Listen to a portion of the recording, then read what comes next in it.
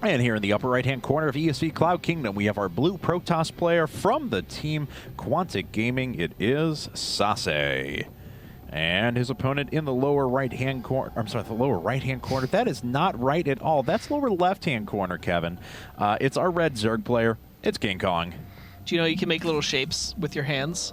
You know my wife still messes that up. And you're able to, on your left hand, there's an L with your finger, and that's how you can tell it's left. Yeah. I've heard that, but the thing is, my wife always tries to do that because she always mixes up left and right. I think that she was actually like, you hear people that were like supposed to be one-handed, but they were taught another way, and so they tend to get their directions mixed up. What's up? It's Catholic school. If you're left-handed, you're. Yeah, that's true. Yeah. Yes, it's bad. That's well, yeah. My mom was actually left-handed and was like forbidden to do anything left-handed. So, but my wife, I think, is the other way around, where she actually like was supposed to be, but just learned how to be right-handed, like didn't gravitate towards the left hand, but she always gets her directions mixed up, so even when she does the L thing, she forgets like what direction the L's supposed to be, so it's bad. What? Yeah. How is that a thing? It's a thing. How is that a... It's a thing. All right. Yes, trust me. Okay. So, if you say so. It's PvC on Cloud Kingdom, and these have been pretty predictable lately. Largely revolves around either a Protoss player taking a super quick third or just trying to put on 2 base pressure and deny the third base out of Zerg players. But this is interesting. We have Hatchery first now out of KingKong. Not going to go for pool first. So many Zerg players have been going pool first just to make sure that they don't take any sort of shenanigans at the beginning of the game. No pressure is put down. That if a probe gets in there with enough time that they're not able to drop down the pylon. But I guess KingKong didn't see anything and felt confident to go ahead and do it. Yeah, I mean, Protoss players have been having such a difficult time lately with the 3-hatch build that Zergs are doing because they're finding it difficult to put on pressure, and there's a pylon. It's going to force KingKong to respond here with some workers and see how many he's going to pull. That's right, and that's the problem, is that you always have to be worried about that. But now the Overlord... Or he doesn't care at all. He's like, well, there's no forge here. It could very well be one inside of his main. Oh, it looks like SaSe's going to cancel the pylon anyway, so it's not going to make a difference. And there is a gateway coming up now for him.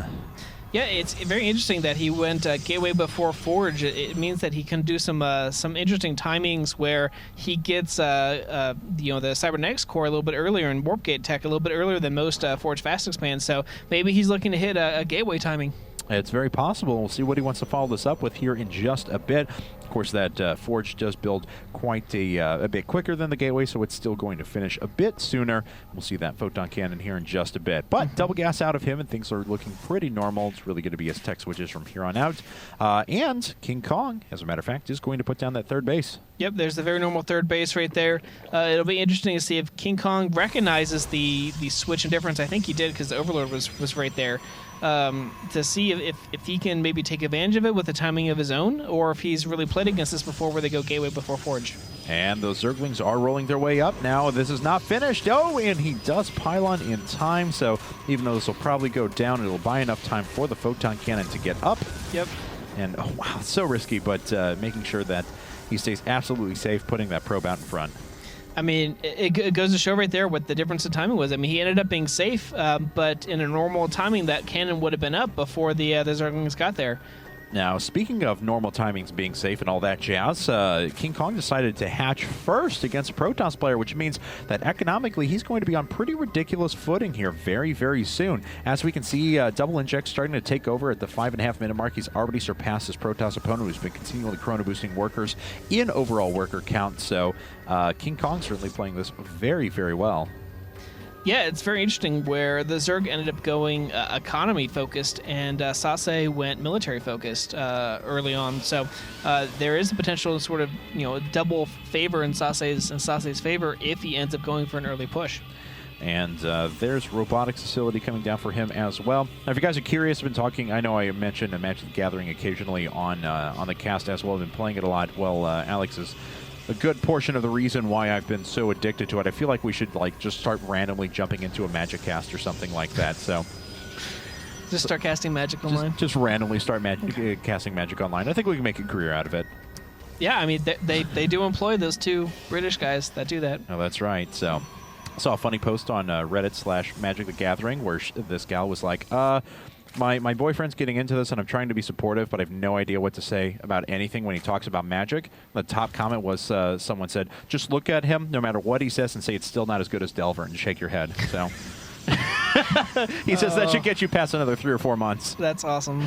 That's awesome. That's good insight. 95% of people out there do not know. I know, they're like, what the hell are you talking about? But like those few guys out there that play Magic are like, oh yeah. Yeah. Delver, OP. Delver's retarded. Except for the one Delver guy who's like, screw you! But yeah, they know what they're playing. They know how ridiculous it is. So anyway, it looks like he is getting Immortals, and he's starting another one immediately, so we're going to see some heavy Immortal gateway pressure here. Is getting the Twilight Council, so it's going to see if we're going for Blink or if we're just going for heavier upgrades. And this was a pretty quick lair tech as well, actually. Lair coming up before Roach Warren and Evolution Chamber. +1 weapons is started now. We'll see what path he goes down here in a bit. But sitting on 4 extractors could very easily transition into super high tech if he wants to. Yep. And SaSe being extremely risky and taking a 3rd base before he really has a lot of production structures up and running. He only has about, I believe, 4 gates and a robo, so it's going to...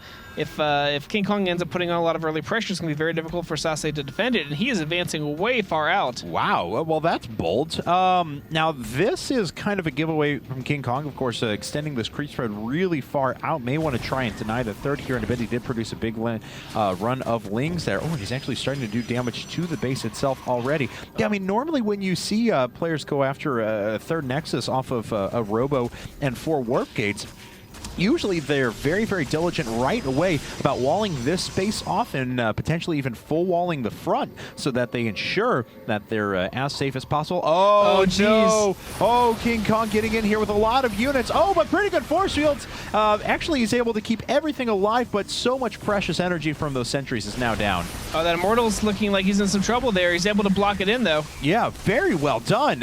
So this Immortal actually staying alive despite all odds. Unfortunately, the Zealot's taken out, and now, even after all of that, the Immortal is going to get shut down anyway. Jimmy Lake's there to the very end. Yeah, we're looking at King Kong taking about a 50 supply lead over SaSe, so SaSe is really going to defend this 3rd and make a counter, or he's going to be in some trouble here. That's right, but there's so much maneuverability for these Roaches. Now, nothing cutting this off. No photon cannons to defend. Oh, and he burrows underneath as well. There is one Observer out for SaSe, but it's in his opponent's base. Running back now, and he doesn't want to stop the Immortal construction for now. He's going to try and put a photon cannon up in response. Yeah, I mean, I think it's a genius plan of King Kong, or maybe not a genius plan. I should say that he definitely took a risk because he saw that he had observers out, so he was counting on the fact that they would be far away, and he's able to take advantage of it. He's just absolutely annihilating SaSe's army here.